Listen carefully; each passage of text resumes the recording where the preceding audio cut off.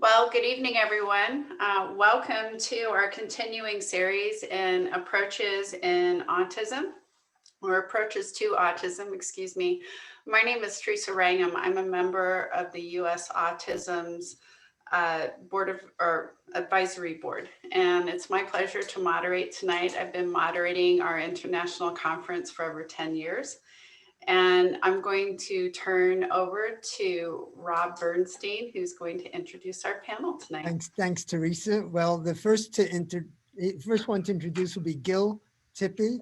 I've known him for decades, and most of us have known him for decades. But that doesn't mean he's old. I'm just saying I know him for a long time. And he's one of the founders of the Rebecca School in New York City. It's a day school for kids with neurodevelopmental disorder, relating and communicating. And I've been to the school, and it's fantastic. He's one of the founders of the Shrub Oak International School in Westchester. I've also been there. And when I was there, I said, Gil, this is like a model school. And he says, well, you're not telling me anything I don't know. We're in touch with Germany and other countries. So he's really on the forefront of delivering quality education for kids who have autism. He's a co-author with Stanley Greenspan of Respecting Autism. That's the name of the book, Respecting Autism. He consults for schools, clinics, individuals, international, and maintains a private practice in Sonoma County, California, of which we're all jealous, and Nassau County in New York. So that's Gil Tippy. Bridget Henn, she's an occupational therapist, and she graduated with a Master's of Science in Occupational Therapy from the University of Scranton. And she's a Floortime expert, DIR Floortime expert, which means developmental, individual difference, relationship-based model. And she, not so much of a coincidence, worked at the Rebecca School for several years. She trains other professionals, family members, caregivers in this methodology. And I like this part. She provides intensive relationship-driven, play-based interventions in the homes of families seeking additional support for their children and overall family lifestyle. So that's Bridget Henn. And Stephen Shore, maybe you could help me with this. Here's his bio. This is his bio in Chinese. I mean, he spoke all over the world. He's an autistic professor at Delphi University, and his research focuses on matching best practice to the needs of people with autism. And he wrote, I just happened to have Autism for Dummies. That's his book. And Beyond the Wall, which is great. It's about his life. And it's fascinating. But this isn't about Steve. It's about Gil and Bridget and Floortime. But I just want to mention with Steve that he speaks internationally. We know that. And he's renowned for his presentations and consultations and writings on lifespan issues pertinent to education, relationship, employment, and almost everything else you could think of. And I'll say that he's on the advisory board of this organization. And he's also on the advisory board of the Autism Society. Of course, he likes this organization better. And he's part of the Scientific Council of OAR and other organizations. So that's Stephen Shore. I'm going to go ahead and introduce myself a bit, and then I'm going to be introducing Theresa and turning it over to her. So for me, I've just been in this business probably as long as Gil and others, 30, 40 years, if I was counting. I use a cognitive developmental approach. So that's going to kind of go hand in hand with you guys.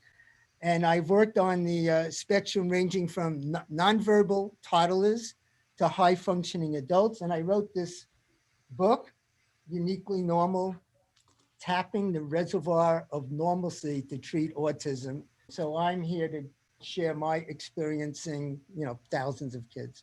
So Theresa Wrangham is, it's so nice to have you. Not only are you a professional moderator, been moderating for this organization, US Autism Association, for more than 10 years, and been on the advisory board, but she co-founded the Autism Society of Boulder, Colorado. So these are people on the forefront of this field.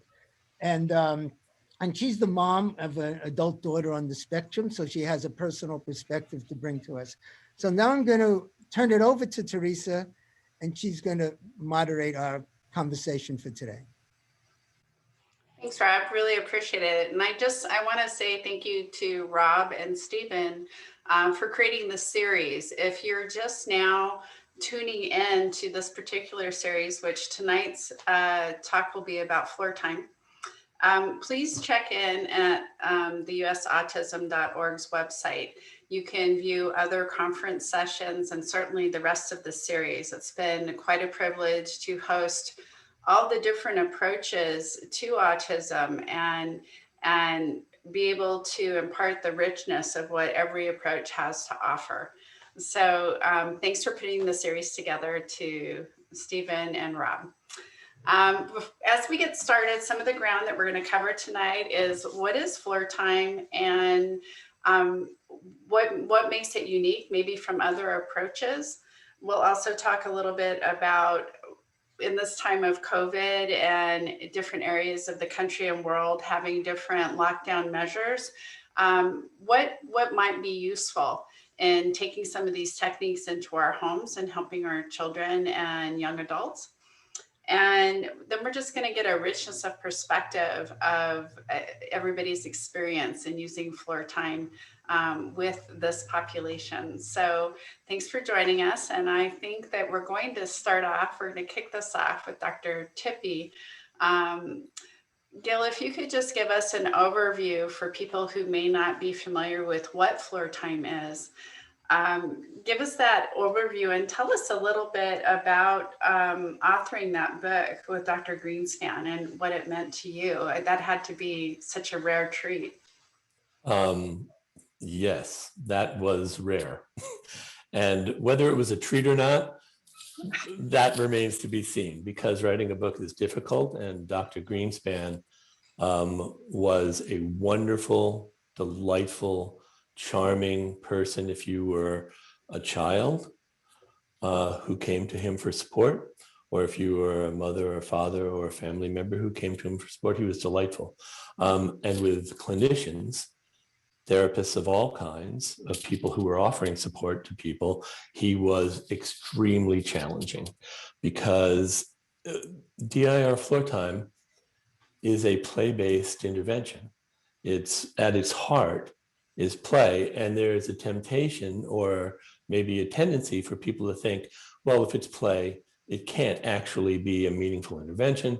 And so it was clear from everything that Dr. Greenspan did that if you didn't know what you were doing and you didn't have a reason for what you were doing and you were a therapist, he made your life extremely challenging, because his number one question was always, why are you doing that? And if you didn't know why you were doing that, even though it's a play-based therapy, you were in big trouble. And so when I say it was a rarity to write a book with Dr. Greenspan, and a tremendous honor, obviously, because he was a genius, but it was also a challenge, because if you read Respecting Autism, it's a book of case studies, so you hear parent voices constantly in the book. But also, it's someone pointed out to me a while ago, it's the only book they've ever read where a school is talking about an intervention it's doing with kids and then gets criticized in the book by the guy who invented the intervention, and then talks about how we responded to his criticisms and his suggestions. So it's a very introspective book, which I think is a good thing, because Floortime requires that you think a lot about who you are and what you're doing and what's going on. So DIR Floortime is differentiated from a lot of interventions in that it is not an applied behavioral intervention in almost any way. It is definitely a behavioral intervention, because interventions, focus on behavior, but not specific behaviors. It is an intervention which thinks about development and thinks about how human beings typically develop. So it's the DIR model, the developmental individual difference, relationship-based model, which sounds horrible and confusing because Dr. Greenspan was dogmatic about things and insisted that be the name, but it's pretty simple to explain. Development, the D part of DIR, just means human development. It's like all of the other developmental models you've ever heard about, whether you're, for instance, Piagetian. If you follow Jean Piaget's ideas of human development, that's a developmental model. And Dr. Greenspan's model is the same. First, you do this as a child, then you probably go to this level, then you go to this capacity, then you go to this capacity. That's a developmental model. So that's all that the D means. It's very simple. The I think Dr. Greenspan was way ahead of his time on. The I is individual differences. And what it means is how you take in and process the world, how you put that all together, and how you then put out a plan into the world. And those individual differences were first paid attention to, I think, really in the DIR model. And now, if I look around at support services for people on the autism spectrum, I see sensory processing stuff being addressed constantly. And I am not the expert in that. And that is why the amazing Bridget Henn is here, because she is a fabulous occupational therapist who is perfectly trained, I think, in DIR Floortime. And it's such an essential and central part of the model that it's really important that we have somebody of Bridget's caliber here. So that's the I, D and the I. And then the R is just relationship. Human beings develop in the context of a relationship, a back and forth, and DIR Floortime really pays attention to that. So that rich relationship is the sort of holding environment that allows you to work in the other ways. So that's the DIR model in a quick little nutshell, and you might know it as Floortime. And the Floortime piece is the play-based intervention piece of all of that. Wonderful. The I really sounds a lot like you're meeting the child where they're at. You're looking at them and you're saying, how can we scaffold on what they already have and build them higher? Is that pretty accurate? Well, it's a beautifully strength-based model, right? We're always taking a look and saying, oh, where is this human when we encounter them? Because they have within them the things that they need. And it isn't our job to constantly be imagining, oh, I'm going to think of everything you should possibly know, and I'm going to feed it to you in chunks. That's not what we believe. What we think is it is our job to find out how we can best support you so that you can best express the humanness, your own self. And we will support you and scaffold it. And we are, very clever. We know how to do supporting in all kinds of sensory ways, supporting in all kinds of cognitive ways. But really, it is supporting the growth of the individual. And it's a strength-based and it's a person-based model. And that's why I like it. I really can't imagine having the hubris to think, oh, I know everything somebody's got to know, and now I'm going to feed it to them. Before I pitch the next question to our panelists, I forgot to mention we have the ability for our viewers to send me questions, and I can ask those questions. So if you look at the Q&A of the call, go ahead and type your questions in, and I'll make sure they get asked. Just wanted to throw that out there. So in this play-based intervention, in the series, we've talked about Miller method, RDI, ABA, and it seems like a lot of them use a strength-based model in some respects, looking at where the child's at. Tell me a little bit, Bridget, from just a real nuts and bolts, your personal experience as an interventionist.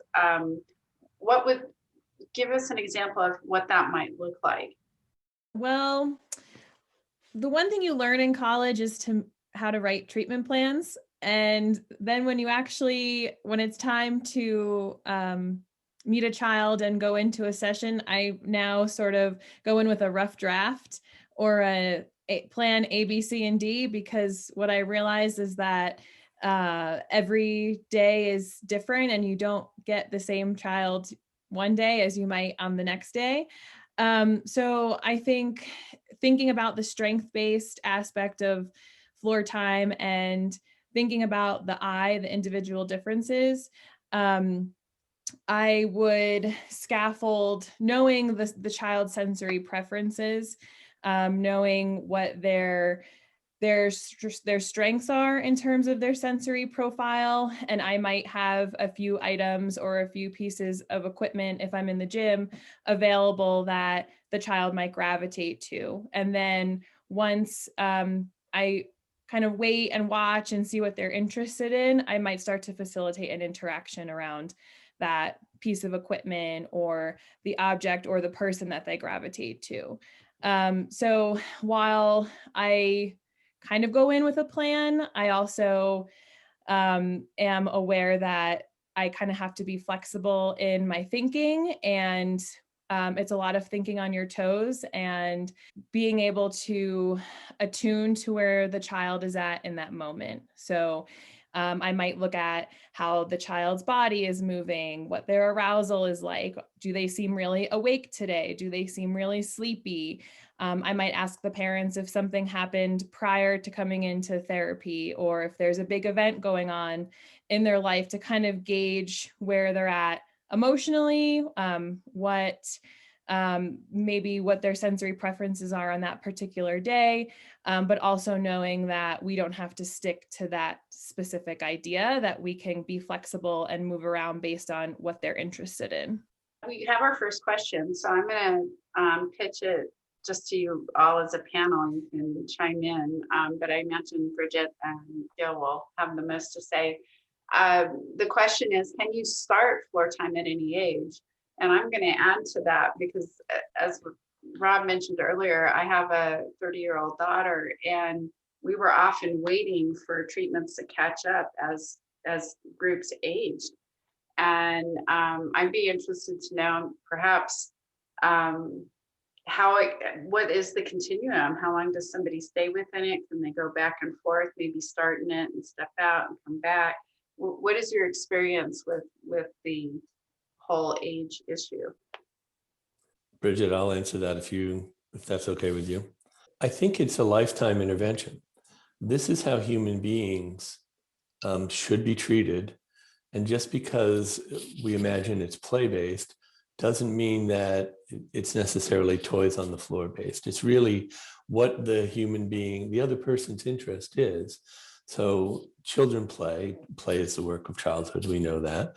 But I do floor time I have a client in her 40s and actually a famous musician who has autism. And what we do is floor time. And we do it consistently. And she, of course, makes progress. I have a recent college graduate who went from being stuck and being on the couch at home and totally unable to move out into the world in any way, even though she was perfectly good academically and did a very good job in college, is totally stuck. And it's a situation that you see all the time. I mean, we see them with our neurotypical children as well, right? We see they get stuck after college sometimes and return home and don't go out. But this young lady, all I did was floor time, but not playing on the floor, but working through things in the context of a relationship, opening and closing circles, helping her to move up developmentally so that she was able to begin to feel as if she could handle more difficult situations, because she was able to think abstractly in a more fluid way. She was able to continue to think abstractly when she was anxious, continue to think abstractly when she was angry, all of those different things that were holding her back. And, she went out, got a great job, is moving out of her family house, is starting on her first apartment. And really all we did, literally, for a 22-year-old out of college was floor time. And so that happens again and again and again. It is about following someone's interest. So even people who have very great challenges at older ages, that we would say, gee, they need a lot of support in order to meet some of the functions of day-to-day living. Even those individuals, floor time is very useful. I think one of the greatest things that Dr. Greenspan ever said, and he said it casually in a private conversation with me, he said, you know what, parents get told all the time that the window is closing and that they've got to get work done right away or the window will close. And what having a developmental challenge means is that the window remains open. And so we can continue to work. And so I really think of all of the interventions that I've encountered, floor time respects people in the age where they are and where they are in terms of their ability to connect and have relationship and what their interests are in a way that I think makes it an ideal intervention for all different ages. And Bridget, I don't know if I've now stolen all the air in the room, but as I generally do, but. Yeah, I was going to say, so I worked largely with the adolescent and young adult population for a while, for the first half of my career. And at first I was pretty intimidated because I, was learning about this play-based intervention and thinking about, okay, their interests of play are different at that age. But once I started learning about the developmental piece and thinking about how do we make this developmentally fitting, but also, fitting from an age perspective, and what it really boiled down to was their interests. And so I had done a presentation for ICDL, and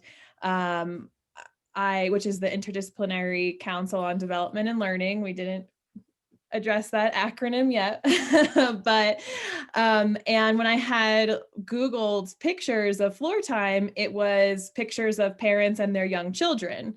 And I was like, well, this isn't going to work because I'm doing a presentation on adults and adolescents. And so the speech therapist that I was working with at the time, her and I started documenting a lot of the dyads.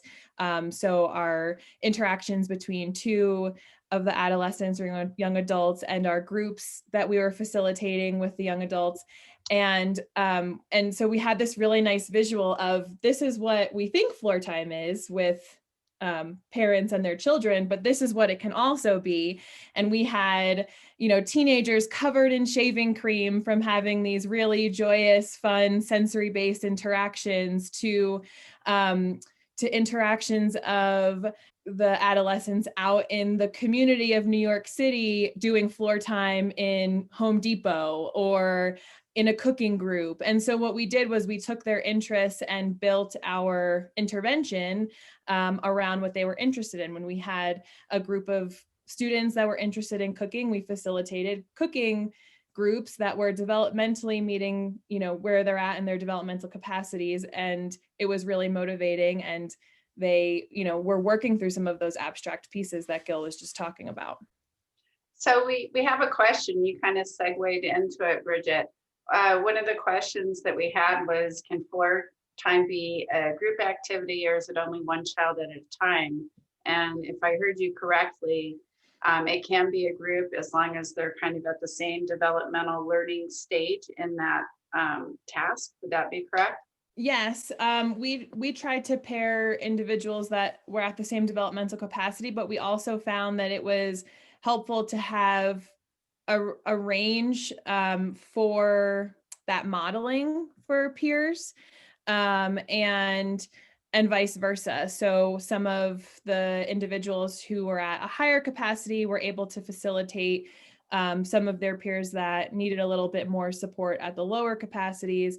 And the individuals that were at lower capacities had that peer modeling from individuals that were at the higher capacities. But for the most part, we tried to keep it pretty similar. And we also tried to harness the relationships that were already built in the classroom. So we knew if we had students that gravitated towards one another, then we tried to honor that relationship and that friendship, because we know that relationship really drives the motivation in learning.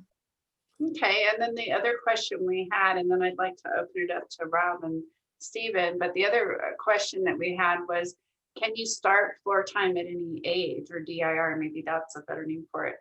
It sounds like you can. Is that correct? I think you definitely can. It's appropriate to start at any age. It's lovely to have someone actually pay attention to you and what your interests are, to actually attempt to be in a relationship, a therapeutic relationship. I mean, this is a very specific relationship, but it's a relationship. So yes, you can start at any age. And I just want to make a comment about what Bridget was saying, is that from my perspective, as much as people who are working with groups want to have homogeneous grouping, I always push as hard as I can for heterogeneous grouping, because I think the contributions of everybody are equally valuable, and that everybody's intelligence is expressed in different ways.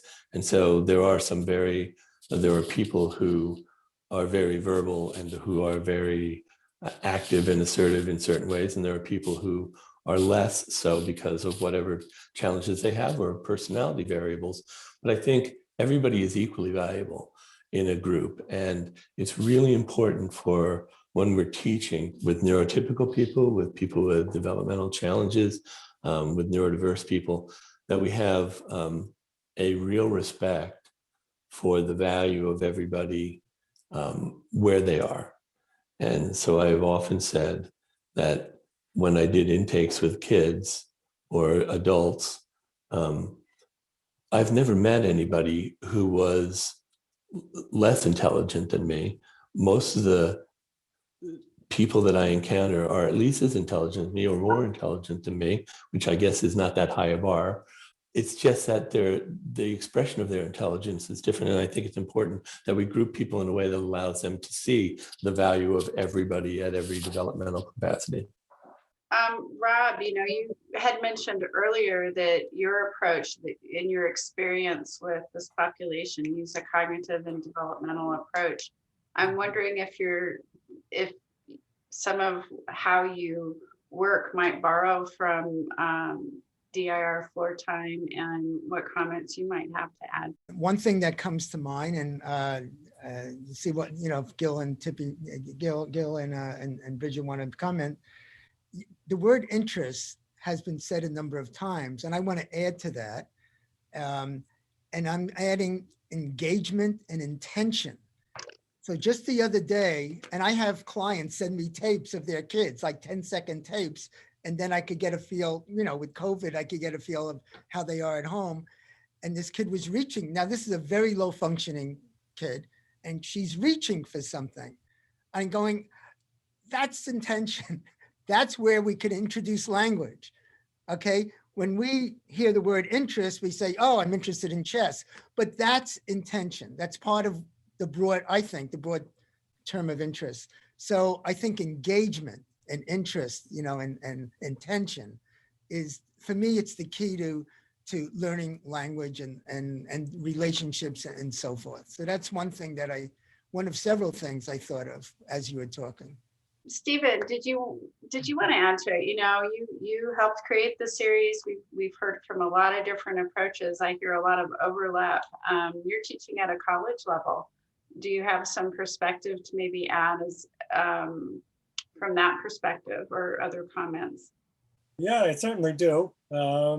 Just like Rob and Bridget and certainly Gil, I've also been to the Rebecca School. I did a keynote presentation there one time, and I think I visited another time just to check the place out. And I was impressed by just the focus on being with the autistic child, being with them as opposed to working against them or thinking of autistic characteristics as to working against, but it's more working with. And that means working with the interests and focusing on what those interests are, things we're interested in, we also tend to be good at. So that means strength-based, as you were talking about. And also the client-centered or person-centered approach that's taken, as opposed to a directive approach or adult-centered, therapist-centered approach. I mean, certainly you do need to go in with a plan, but so often, whether it's teaching or whether it's occupational therapy or whatever it is, when we're working with kids or even by giving music lessons to autistic people, we may end up doing nothing in that plan because we are person-centered.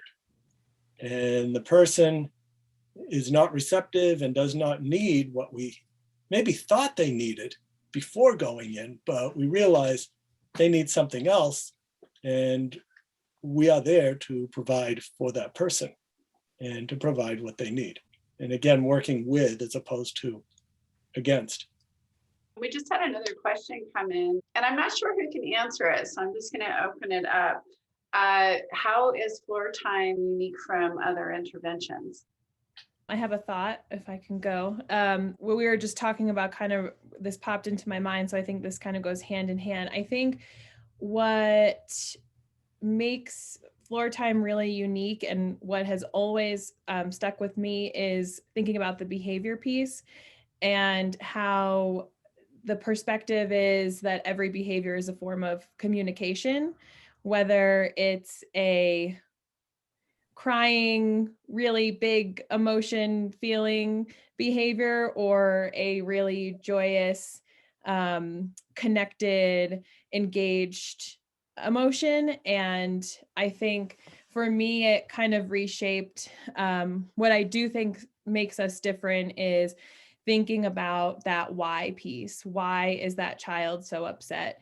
Is it, thinking about how the sensory and the emotion is so connected? Was it something that is deeper rooted from a sensory experience that triggered this behavior? Is it that the presentation of the task or the activity was challenging from a motor planning difficulty? And kind of thinking about it, it really helps you think about that why and kind of creating these process points for asking yourself those further questions about why that behavior occurred, and kind of sets you up for thinking about how you might tailor the interaction in the future, and helping the I think another part of Floortime that is unique is that we're very much parent and caregiver centered. So we do a lot of parent and caregiver education and coaching parents and empowering parents that they are the expert on their child, and helping them understand their child at a deeper level and facilitating play and bringing that joy back into the family. I've had a lot of families who come and say, we can't even go out to a family dinner together. We can't do this as a family, and they're not operating as a unit. And so how do we help understand those behaviors to tailor those interactions and educate and coach the families to for those successful family lifestyle?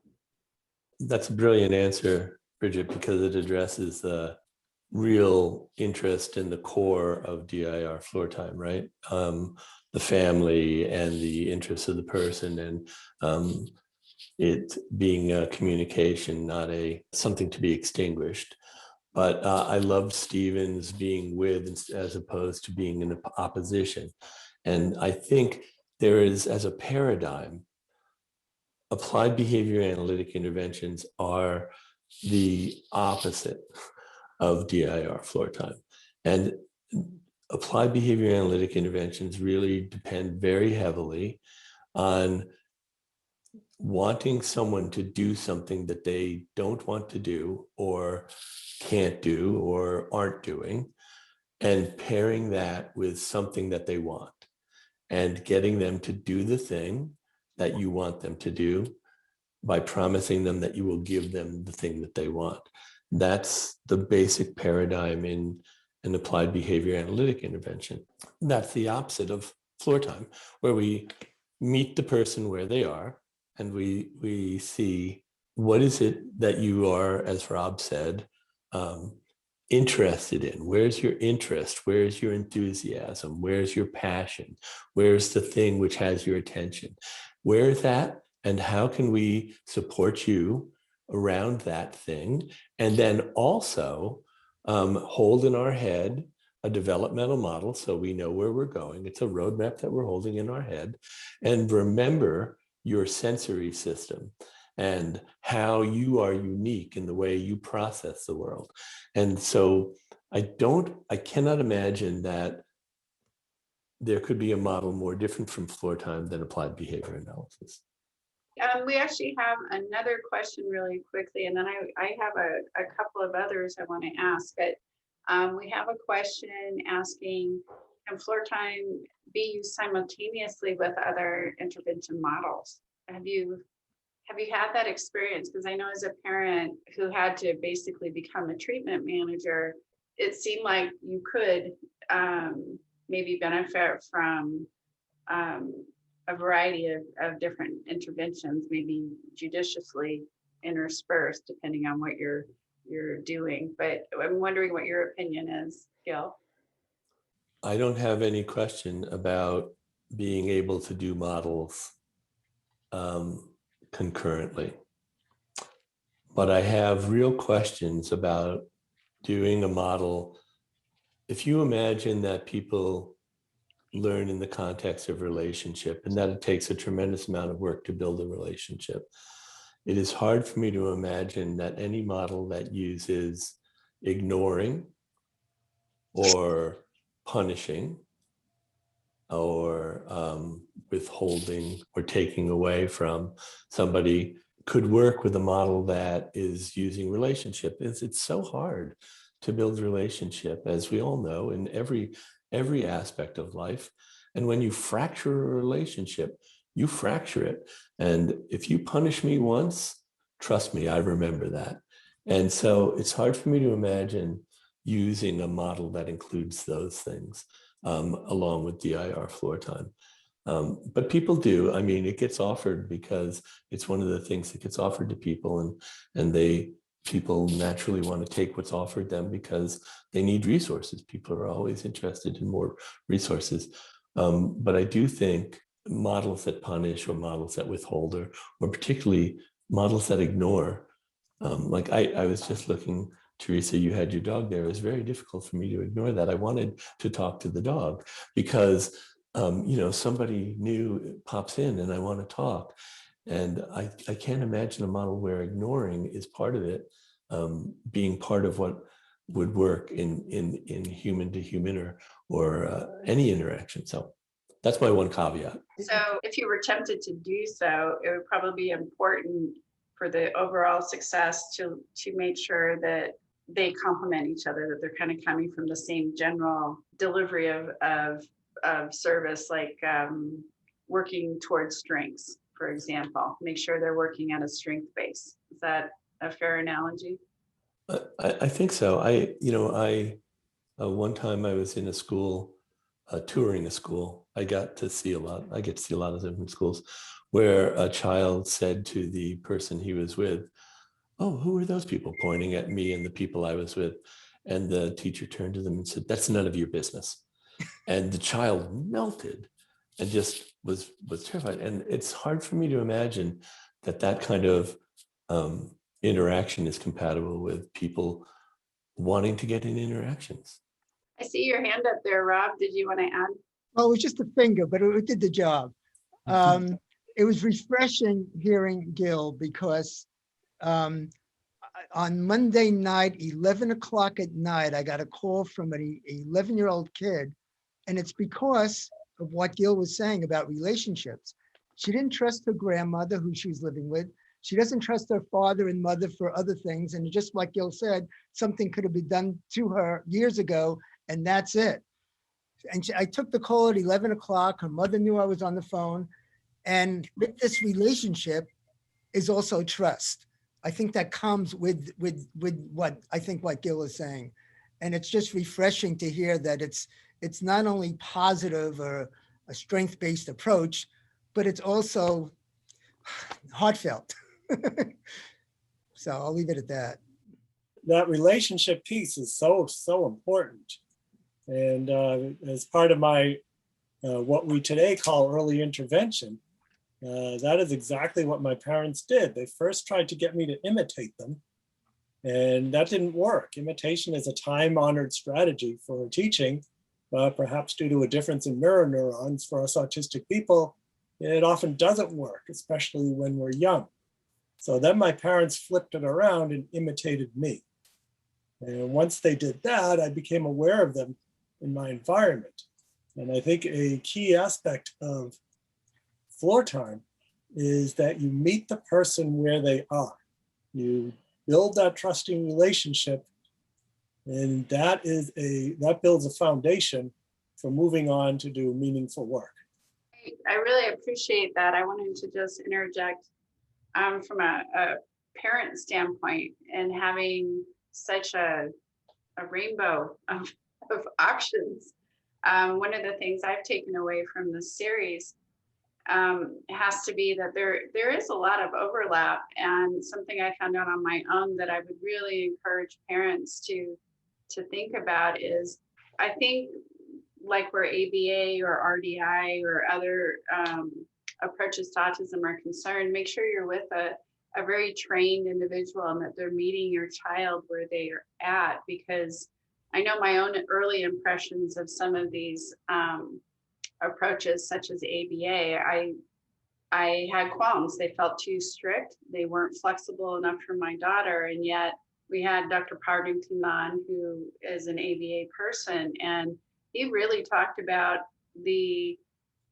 a lot of the same concepts. Be with the child where they're at, observe what they're interested in. And that's been a recurring theme throughout this whole series. Wouldn't you say, Stephen and Rob, that we've heard that consistently, across the series, is how important it is to tune in to the person and see what their interest is, as opposed to maybe forcing them into doing something that maybe they aren't ready for, they aren't interested in, and to use their strengths and interests to guide the approach. And that there's more success in doing so. And that's not to say, Theresa, that you can't set up a situation where the kid is inclined or to elicit language. So I one time, this kid, I have a windowsill looking out the window. I'm putting this kid on the window. I'm supporting him. It's safe. And then he wanted to get down. And that happened to be one of his first words. It wasn't an interest, but he certainly was interested in getting down after standing up for some time. And that was one of his first. He said down with pointing. And we know with language, you need affect, you need emotion. So when he said down with pointing, and I happened to have my camcorder on at the time, that was a learning experience for the parents and other people, that you could set up situations where a kid is motivated to say something and to be engaged. Anyone else want to chime in on that? Because I've got a couple of great questions here. Good. Keep them coming. Well, I know that Bridget worked at the Rebecca School, and Stephen, you've been there on a tour, and I think Rob, you said you had been there, and Gil, I think you founded the Rebecca School, didn't you? Yep. I'm wondering if you could just overview us tell us a little bit about the school and maybe how you conceived of it and where it's at now. So the Rebecca School came into being because there was an acknowledgement that there was a lot of people in New York City who were not getting appropriate educational services. And so the school really started with a school group that wanted to fill that need. And they had a great school head that they wanted to start the school, Tina McCourt. And she was the administrative person and the forward-thinking visionary.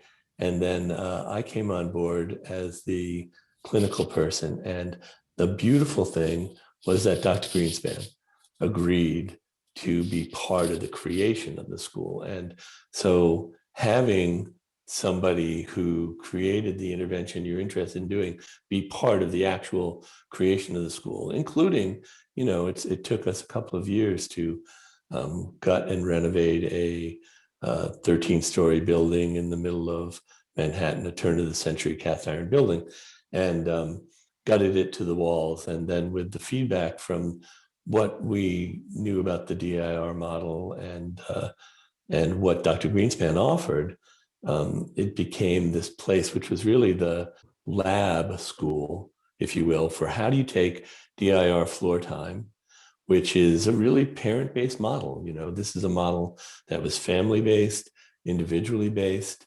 really was about how do we support the dyad of the mom and the child, or the triad of the mom and dad and the child, or the family and the child.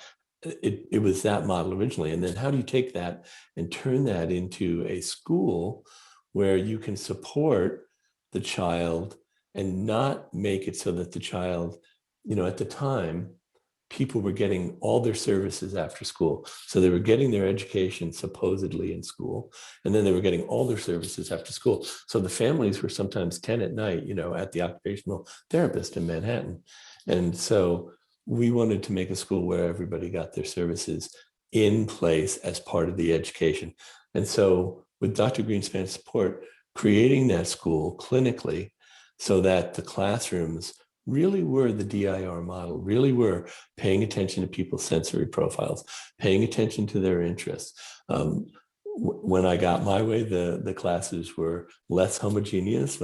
When other forces got their way, they were more homogeneous. But we really worked on making a school where the entire model was put into place all at once. And so when the kids went home on the school bus at the end of the day, their parents could have dinner with them and sit at a dinner table and actually not have to think, oh, we got to get more services. We got to, it was really designed to be a complete model all in one place. So that was how the Rebecca School evolved. And out of that came, I think, a lot of the educational theory that we now even talk about. It actually rose up out of the great teachers that we had, rose up out of the great occupational therapists we had, like Bridget, who, you know, is the greatest occupational therapist I know, rose up out of clinical music therapists, psychologists, social work, all of the great people who were at the school. I think you bring up a really important piece. You adapted it into more or less, I guess, like a private school setting where this was the model, but many of our kids on the spectrum attend public school and they have IEPs. Have you had occasion to train teachers, or what, if there are teachers listening or parents who are getting ready for an IEP meeting, is there some advice or some basic nuts and bolts that could be inserted or discussed in the schools, in a public school setting, that could help someone? Well, I consult all the time on people who are going into public school IEP meetings, and talk about what is appropriate education and what is not appropriate education. And that's the dividing line, right? That's if you can demonstrate that your child's not getting the appropriate education in the educational setting being offered, then you can advocate for what would be the appropriate education. And so clearly, since I think of things developmentally, I think about all of the parts that Bridget is going to talk about in a sec. I am able to say, well, this is not the appropriate education. Let me demonstrate to you why this should be provided, and then advocate for it. In the same way you would advocate for anything, by the way. You advocate for speech and language services. You can advocate for sensible, sensory-based occupational therapists, occupational therapy with suspended equipment in a sensory gym. And if their school can't provide that, then the school has to figure out a way to provide that stuff. And so I think it's really, from my perspective, it is very easy to say your child is entitled to a free and appropriate education. What they are currently getting is not the appropriate education. And let me explain to you what would be appropriate. Bridget, do you have an idea about that? Yeah. I mean, what was a great learning experience for me was while I worked at a private school where every child had OT and speech and access to PT and music therapy, we were also invited into the public schools to see what those environments looked like. And we were able to advocate, you know, whether the child can be in a massive cafeteria during lunchtime with hundreds of other students, or in a classroom with 25 to 30 other kids. Oftentimes, you know, OT, PT, speech, a lot of kids will get like 30 minutes, 60 minutes a month, right? And so, you know, I think that what Gil is saying is so important, is being able to advocate for what your child needs, knowing the setting. And I think that that understanding the sensory profile and what you're entitled to is extremely important. And seeing those settings and how different they were from the environment at Rebecca's school was very eye-opening for me. I want to circle back to something that was said either by Gil or Bridget and get everybody's input on it. Gil, you were talking about how you would lobby more or less for more heterogeneity or heterogeneous groups. And Bridget, I think you touched on groups in terms of peers. I know from my own experience with my daughter, we purposely put her into Montessori because it was a multi-age classroom. And very much of the dynamic you were speaking of, where one person who might be a little bit ahead can help bring another one up. The other thing we found is that it fostered socialization and relationship building for my daughter with her peers, which is sometimes really difficult as she aged out of special ed. Those services like socialization and creating those relationships become that much harder. So could you speak in your experiences around peer groups and how important they are and how they play into socialization as well? And Rob, you got your finger up, so you can go first. I have a couple of things, maybe two parts. One is, and this is kind of personal, and I could get personal with you guys, I think. I had an argument with my editor, right? In this book, I have 27 case studies. And if you look at the book, it starts at 2.5, it ends up with a 62.5. And I said, I don't want that. I don't want to put it in age order, because I'm talking about a person's mind. If someone's 20 years old and I figured out the mind of a 6-year-old, it might be perfect for that 20-year-old kid that is looking to see their self in my book. So I had this argument, and finally my editor said, it doesn't matter what you think. People are going to expect this kind of order. And if they have a 16-year-old kid, they'll look at the section with your teenagers and that's just how it is. And that's how it was.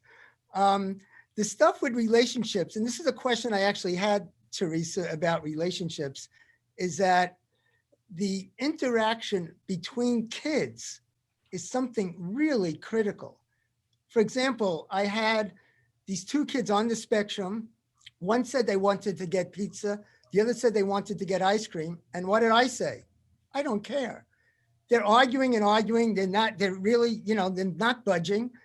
And I said, well, all right, in 10 minutes, the session it'll be too late to go. And 5 more minutes. And then one finally said, all right, I'll go and get the ice cream. And that's when the therapy started, right? Because now I go to and I said to the other one, well, what do you think? All right, yeah, let's go. He said, no, wait. He had to give up something, think about it from his point of view. And I waited until he came around and said, what, next week we'll do what he wants. And that's this flexibility that was critical for this. Maybe for the first time, this kid really thought of something from another person's point of view. And it all came from what we're talking about now. And from your question, Theresa, the relationships between the kids. Yeah, well, I think the diversity of age is in developmental level is important and can be instructive at both ends. whether it's somebody learning from someone who might be in a different developmental place, or whether it's someone being able to understand somebody else who may be having a harder time grasping some sort of concept or idea.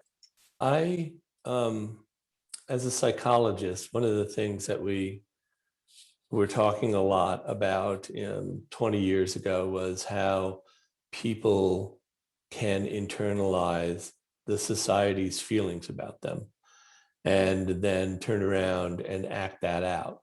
So let's imagine somebody who's perceived to be more able on the autism spectrum. I am not saying they're more able, but I think the society might perceive that.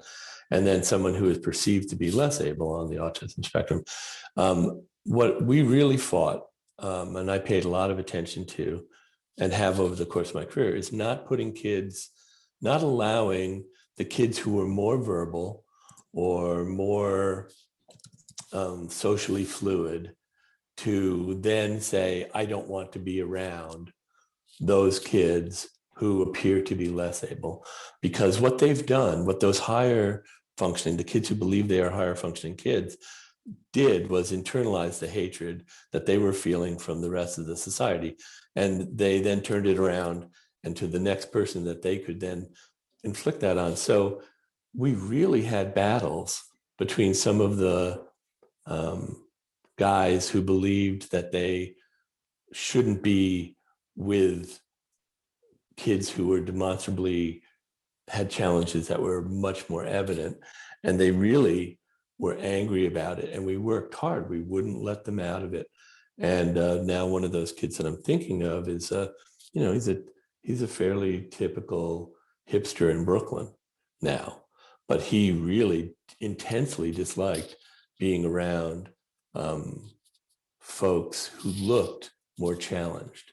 And it took him a long time to get to the feeling that, oh, everybody has intelligences and everybody has something that's important.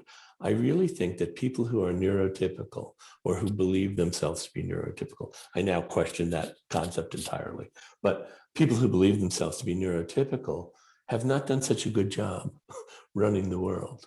And it isn't that we are being indulgent by supporting people with neurological differences or different ways of seeing the world. We need them desperately. We need their perspective because our perspective, those of us who believe we're neurotypical, hasn't done such a great job. And we are in peril in a lot of different ways. And so neurodiversity is what's going to save us. And so I really am a big proponent of mixing people up so that they can understand, oh, everybody's got some value and we got to bring everybody along. I wanted to share along the lines of what you were saying, Gil, as well. I think it's important where we have individuals who are able to tell us how they're feeling. I had a very different experience with my daughter. She did not want to be around people, whether it was with autism or other disabilities who may appear more visually to her more challenged. And it really bothered me. And I was like, no, you have to be with everyone, this is the world. And I finally got smart enough and asked her, I said, what's the deal? What is the holdback here? Her answer shocked me to my core. She was afraid of doing something wrong that would make them uncomfortable or embarrass them. And that was a 180 from what I thought was going on. And it was such a reminder of check in, because you might be surprised with what your child thinks the issue is. She was afraid of doing something wrong. And I asked her more about it. And it was because I think that was shared with her that people were more, some of her relationships, her friends had said something to her along the same lines as, at first I was afraid to get to know you because I wasn't sure about how things worked and I didn't want to make you uncomfortable, type of thing. I thought that was really valuable to hear that viewpoint, because I'll bet there's a range of viewpoint on that level. And the other thing I learned was children with autism are not that different from their peers. There was some goal we were working on and we were really hammering it. I was getting nowhere. Carpooling, typical peer, said something along the same lines on that goal, and suddenly my daughter got it because she heard it from a peer. Otherwise, it was just mom droning on. And that's why I was asking about the peers. I think peers offer a different learning opportunity where it's not mom droning on, dad droning on, or a teacher. It's a peer, and somehow that mattered. I was thinking a lot about the subtleties that we can often miss unless we're paying attention, whether it's, you know, a child glancing at what another child is doing, or a subtle reach towards an object or a toy that their peer is also reaching towards, and how and how if we pay attention and kind of attune to those subtleties and harness that, you know, oh, I notice you're watching so and so on the bike, and kind of putting it out there in the universe and seeing if they might move a little bit closer to their peer. And it's almost like helping scaffold that interaction rather than saying you should go over and ask so and so for that bike. It's very different to just say, to just offer that I wonder statement. Oh, I wonder if you're thinking about so and so on the bike, or I saw that you're also interested in this, and not posing it as a question, kind of like a narration or a comment, and I'm paying attention to you. I see what you're interested in. And I think that also builds on the engagement and the attunement and the relationship piece of I notice, I see you, and I want to help you work through this interaction. Are there tips or strategies that you could, well, I don't know, this is family-based anyway, but that you would pass on because of COVID that may be helpful to families right now who maybe aren't able to get out and take advantage of Floortime yet, but are there some simple things they could do at home that may provide a little bit more peace at home?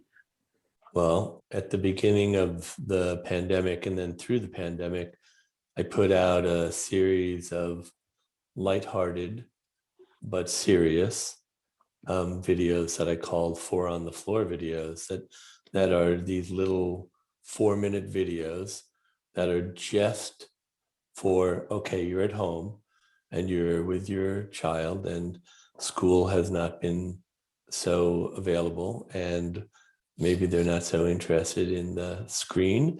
And how are you going to use this time at home to continue getting DIR Floortime support? And so it's a series of 10, actually, I think there are 11 videos, just lighthearted, but here's the situation at home. And here's how you can use this common situation to do Floortime, because Floortime really does translate beautifully into everyday activities. It's about allowing the person who you are attempting to support to use those everyday activities in a way which supports development. And so it actually translates beautifully. I think of all the interventions that I can think of, although I'm sure there's an intervention that also translates beautifully. But Floortime, when the real crisis of closing the schools happened, when kids stopped going to schools, I think Floortime did just about as well as any intervention and any support could have done, because it always was based on family interactions and on everyday circumstances. Where would they find those? I don't know if those are up on our website. Do you want to give your website out real quick? I actually think you are now linking to some of them. Okay, through your website, but really all you have to do is type my name in. None of this is for sale. It's all for free. It was really just an attempt to support people. You can find them on YouTube. You can find them. I have an Instagram account. I have all the social media accounts, but just type my name in and they show up. And it's really, the intent is, here you are at home and you want to continue doing floor time. What are you going to do? I often get the question, especially for families that come into the clinic and they see the swings and the ball pits and all that really big equipment. And I would say 9 times out of 10, a parent will say, well, I guess I have to go and buy a ball pit, or I guess I have to hang a swing in my living room.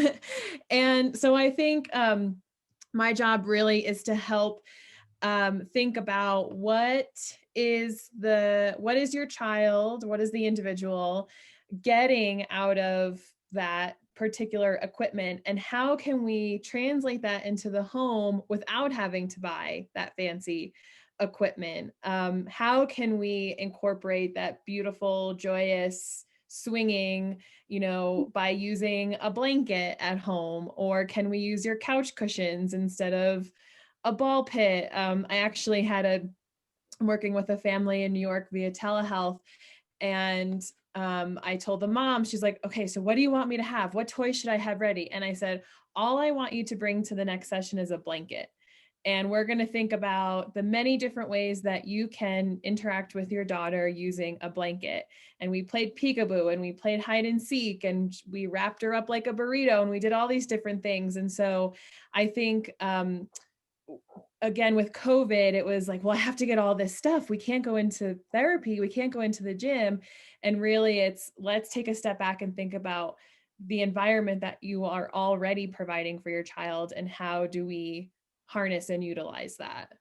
I think that's a really important aspect, because I think parents worry about some of these treatments are very expensive. Having the same equipment that may appear in a therapy room and trying to bring that into your home, that's not very family based, but it may be cost prohibitive. Stephen, I'd like to kind of throw you a question, because it's one that you and Temple have fielded many times, being adults on the spectrum. Did your parents, when they were with you, I assume that they used everyday things that were around them. They got creative. Is that what happened in your situation, or what would you say to parents? Well, I would say the most important thing is meaningful and sustained interaction with the child. Probably the worst thing you can do is to just kind of let the child wander off to a corner or into their own room and just stim their days away, which is not to be confused with the child comes home from a busy, stressful day, and then you say, okay, decompress for the next half hour and stim out if you need to before we get back to work. So it's that intensive, meaningful one-on-one interaction that takes place during floor time. For my parents, they did use whatever was around the house because really that's all they had. And whether it was taking apart watches and various other mechanical devices, that's just what there was, or listening to music. Just happened to be whatever music was on in the home. I did want to confirm for our viewers too that Dr. Tippy's videos that he was talking about are available on our website, and they are free, as Gil mentioned. So please go out and look at them. I'm glad they're lighthearted, but it sounds like they're very practical as well. All right, we are coming up on almost closing. So I'm going to let you, each of you, talk a little bit about if there was an aspect in tonight's talk that we didn't cover that you feel really needs voicing, so that our folks can walk away with the fullness of what floor time is. Now would be the time to do that. So Bridget, do you want to start us off? Sure. We didn't talk a lot about the power of affect and how we use our voice and our body and our pacing to really facilitate that interest in the interaction between human beings, and thinking about how do we make ourselves the most interesting thing in the room so that the child wants to develop that relationship and that interaction between us as human beings. Some individuals really their engagement is sparked by maybe some really big, exciting facial expressions that really captures their attention. And once we have their attention, then we can move forward towards opening and closing those circles of communication and that language, getting their bodies moving, and starting that play interaction.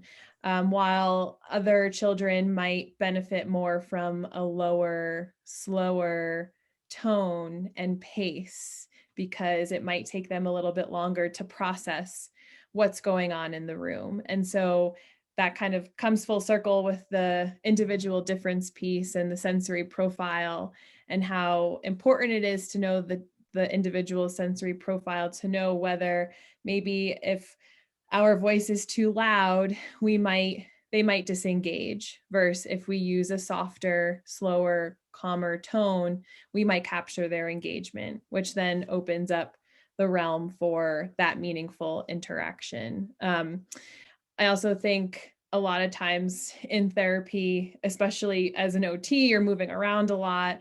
I'm very conscious of like where my body is in space. So especially if I'm working with really little kids, I'm almost always crawling on the floor versus walking on the floor, like thinking about being in their line of vision to, again, kind of harness that engagement piece, rather than standing over them and having a really big presence and kind of getting down on their level.